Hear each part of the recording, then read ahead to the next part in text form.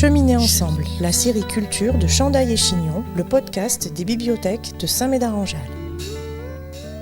Cheminer ensemble, le point G de la culture par les bibliothécaires de Saint-Médard-en-Jalles. Cheminer ensemble.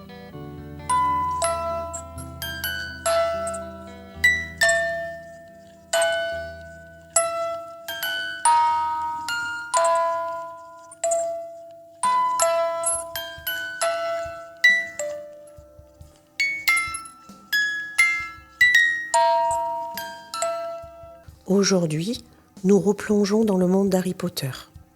Un monde magique, peuplé de créatures fantastiques et de héros légendaires. Mais tous les héros ne sont pas ceux que l'on remarque en premier. Ce sont aussi ceux qui trébuchent, qui doutent et qui, contre toute attente, finissent par se révéler. Bienvenue dans ce podcast. Aujourd'hui, on parle de Neville Londubat, le héros inattendu. Quand on parle de héros dans Harry Potter, on pense presque automatiquement à Harry lui-même, le garçon qui a survécu, celui dont le destin semble écrit à l'avance. Mais aujourd'hui, j'aimerais vous parler d'un autre héros, un héros qu'on n'attendait pas, un héros discret, un héros maladroit, Neville Londubat. Au début de la saga, Neville n'a rien d'impressionnant. Il trébuche, il oublie ses affaires, il doute de lui en permanence. Dès la première année, il lui arrive des mésaventures. Il perd Trevor son crapaud sur la voie 9¾ juste avant de monter dans le train.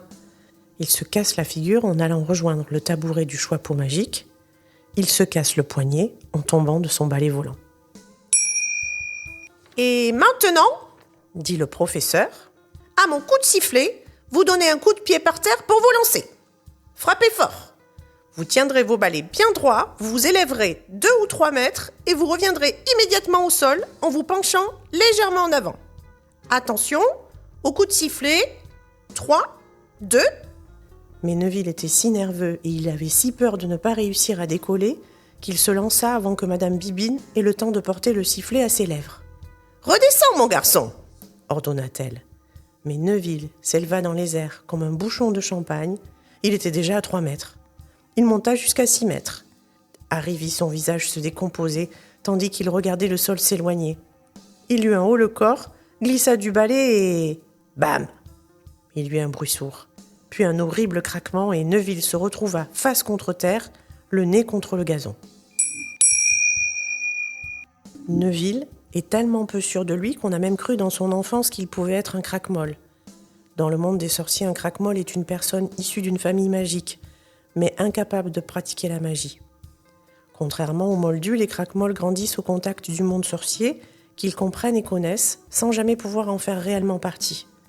Souvent mis à l'écart, leur existence rappelle que la magie, même dans les familles les plus prestigieuses, n'est jamais garantie. La fragilité de Neville ne vient pas de nulle part. Il a grandi sous le poids d'une famille prestigieuse, avec des attentes immenses. Ses parents faisaient partie des Aurores, l'élite des sorciers, chargé de combattre les forces du mal. À une époque où Voldemort étendait son influence, ils ont choisi de s'engager pleinement pour défendre le monde magique au péril de leur vie. Mais les parents de Neville ont été victimes de la violence de Voldemort. Sa mère est morte et son père est devenu fou à cause des tortures. Neville a grandi dans l'ombre de parents admirés et d'un destin trop lourd à porter. Ce sentiment de décalage est presque troublant quand on sait que Matthew Lewis, l'acteur qui incarne Neville, a lui aussi grandi sous le regard du public.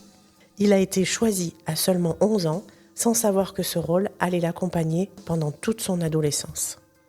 À Poudlard, Neville est souvent rabaissé, par les élèves, par les professeurs. Le professeur Rogue, notamment, représente sa plus grande peur. Au point que, lorsqu'un épouvantard prend la forme de ce qu'il redoute le plus, c'est Rogue qui apparaît. Imaginez ce que ça dit du personnage. Sa plus grande peur, ce n'est pas Voldemort, c'est d'être humilié, d'être jugé incapable. Matthew Lewis a raconté en interview que certaines scènes d'humiliation étaient difficiles à jouer, parce qu'avec le temps, le public avait du mal à faire la différence entre Neville et lui. Pendant des années, on l'a réduit au garçon maladroit. Et pourtant, dès la première année, Neville fait preuve d'un grand courage. Il s'oppose à Harry, Ron et Hermione pour les empêcher d'enfreindre les règles. Il est terrifié. Il sait qu'il peut perdre leur amitié, mais il le fait quand même. Et Dumbledore prononce alors cette phrase devenue mythique. Il faut beaucoup de courage pour s'opposer à ses ennemis, mais encore plus pour s'opposer à ses amis. Ce n'est pas spectaculaire, mais c'est là que tout commence. Neville excelle en herbologie, la matière qui demande le plus de patience, le plus d'attention et le plus de douceur. Il est mauvais en sortilège, mais excellent avec les plantes. Et si ce n'était pas un hasard, Neville pousse lentement, mais solidement, comme les plantes qu'il soigne. Contrairement à Harry, il ne devient pas fort d'un coup, il tombe, il échoue, il recommence. Un moment clé se passe au département des mystères. Neville affronte Bellatrix Lestrange, la femme qui a détruit la vie de ses parents. Il est blessé, il souffre, mais il ne fuit pas. Matthew Lewis a expliqué que cette scène a marqué un tournant pour lui. Pour la première fois, il ne jouait plus seulement le maladroit, mais un personnage profondément tragique et courageux. C'est aussi à ce moment-là que le regard des fans a commencé à changer. Puis, arrive l'armée de Dumbledore. Et là, tout s'accélère. Neville progresse vite, très vite. Harry remarque que Neville devient l'un des élèves les plus sérieux et les plus investis. Pourquoi ? Parce que pour Neville, le combat n'est pas abstrait. Il est personnel. Pendant le tournage des derniers films, Matthew Lewis a lui-même vécu une transformation physique spectaculaire. Quand les premières photos sont sorties, Internet a explosé. On a parlé du glow-up de Neville. Ce qui est intéressant, c'est que Matthew Lewis a toujours insisté sur une chose. Ce changement n'enlevait rien à la valeur du personnage. Neville n'est pas un héros parce qu'il devient beau, il est un héros parce qu'il devient courageux. Et il y a un détail fondamental. Neville aurait pu être l'élu. La prophétie concernait un enfant né fin juillet. Harry est né le 31, Neville le 30. Voldemort a choisi Harry, mais ce choix aurait pu être différent.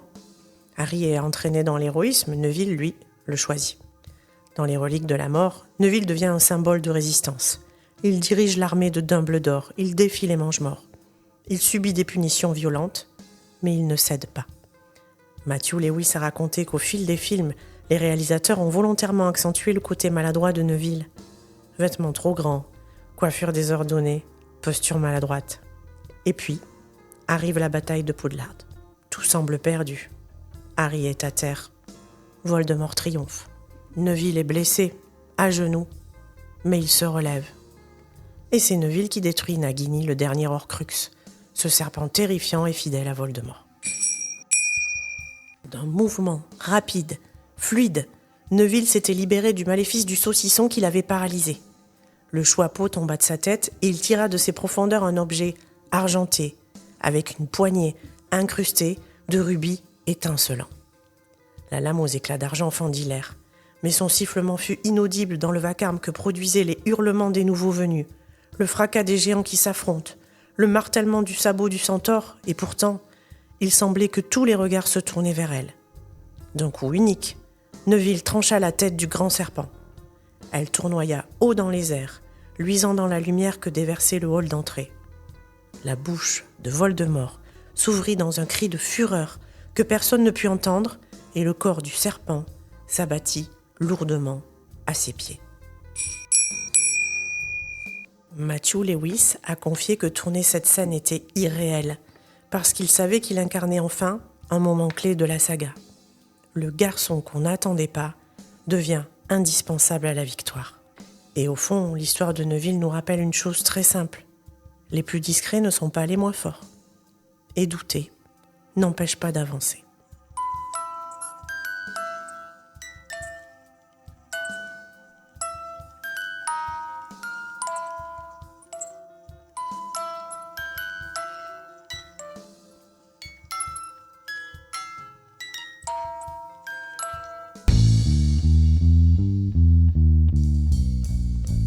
Semez vos envies et cultivez votre curiosité en attendant le prochain podcast des médiathèques de Saint-Médard-en-Jalles. Abonne-toi. Cheminer ensemble, la série culture de Chandail et Chignon, le podcast des bibliothèques de Saint-Médard-en-Jalles. Cheminer ensemble, le point G de la culture par les bibliothécaires de Saint-Médard-en-Jalles. Cheminer ensemble. Ça vous a plu ? Vous reviendrez ?